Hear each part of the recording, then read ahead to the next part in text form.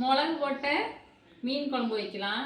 கேரளாவில் மிளகு போட்ட மீன் குழம்புன்னு தான் சொல்லுவாங்க. இது சூரை மீன் வினிகர் ஊற்றி உப்பு போட்டு வாஷ் பண்ணி வச்சுருக்கோம். கொஞ்சம் இஞ்சி, கொஞ்சம் பூண்டு, ஒரு 10 சின்ன வெங்காயம், 2 மிளகா. இதில் வந்து இஞ்சியும் பூண்டும் கொஞ்சம் பேஸ்ட் பண்ணி வச்சுருக்கிறேன். காஷ்மீர் மிளகு பொடி 4 ஸ்பூன் எடுத்துக்குவோம்.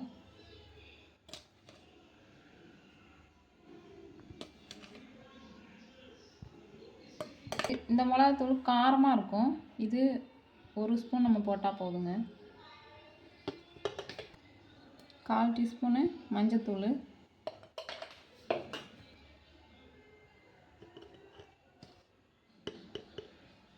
1 ஸ்பூனு மல்லிப்பொடி,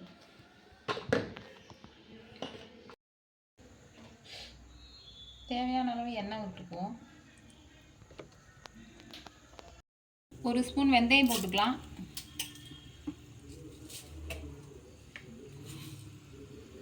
அதோட கடுகும் கொஞ்சம் போட்டுக்குவோம்.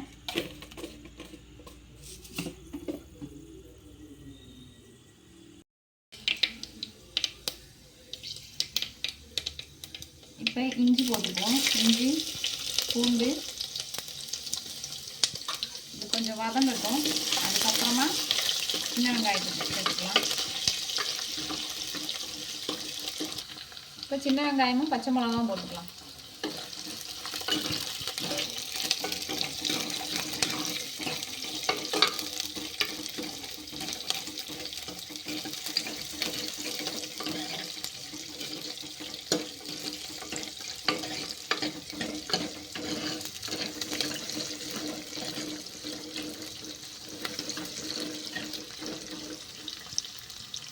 அரைச்சி வச்சுருக்க இஞ்சி பூண்டு பேஸ்ட்டை போட்டுக்குவோம்.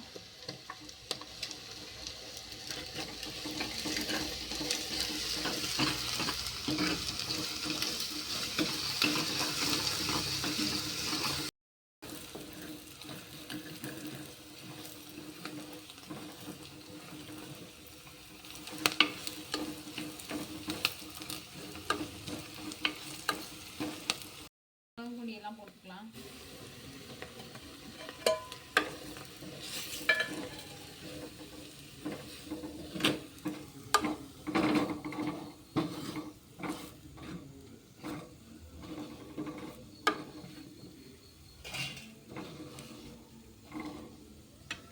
இது கொடம்புளின்னு சொல்லுவாங்க.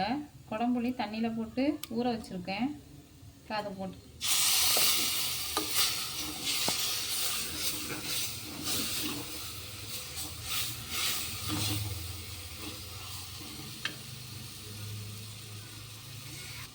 தேவையான அளவு தண்ணி ஊற்றிக்கலாங்க.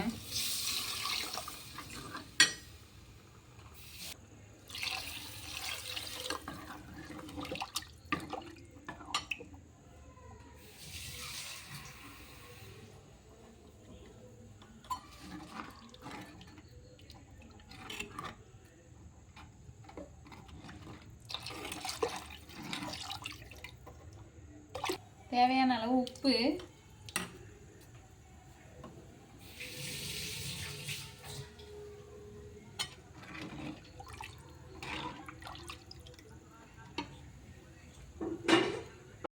இந்த கருவேப்பிலை போட்டு மூடி வச்சுருவோம். கொதி வரட்டும், மீன் அப்புறம் போட்டுக்கலாம். இப்போ நல்லா கொதி வந்துருச்சு. இப்போ இந்த மீனை போட்டுக்கலாம்.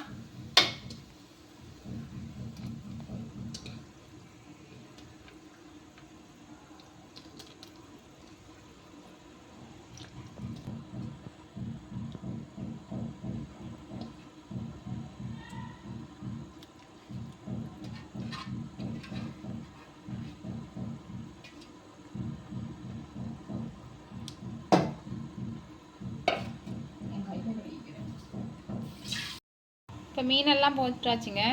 நீ நம்ம கிண்ட வேணாம். கிண்டாமல் இது இப்படியே இப்படி கிண்டி விட்டு இப்படி சட்டியை ஆட்டி விட்டு இப்படி வச்சு மறுபடியும் மூடி வச்சுருவோம்.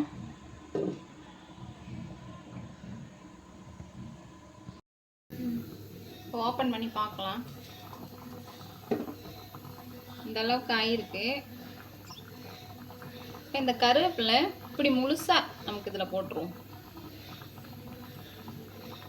கருவேப்பிலை போட்டு மறுபடியும் நம்ம நல்லா இப்படியே சட்டியை ஆட்டி விட்டுட்டு இதில் வெந்தயத்தூள், வெந்தயம் வறுத்து பொடிச்சு வச்சுருக்கிறேன், அது போட்டு நம்ம சிம்மில் வச்சு 10 நிமிஷம் அப்படியே கொதிக்கட்டும்.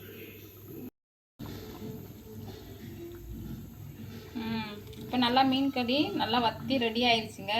இந்த மீன் குழம்பு நாளைக்கு சாப்பிட்டோம்னா இன்னும் டேஸ்ட்டாக இருக்கும். இது இப்படி தான் வைக்கணும். இது நாளைக்கு சாப்பிட்ணும். அப்போ தான் சாப்பாட்டுக்கு டேஸ்ட்டாக இருக்கும். சப்பாத்தி என்ன வேணாலும் ஊற்றி சாப்பிட்லாங்க, நல்லாயிருக்கும். நாளைக்கு சாப்பிட்ணும்.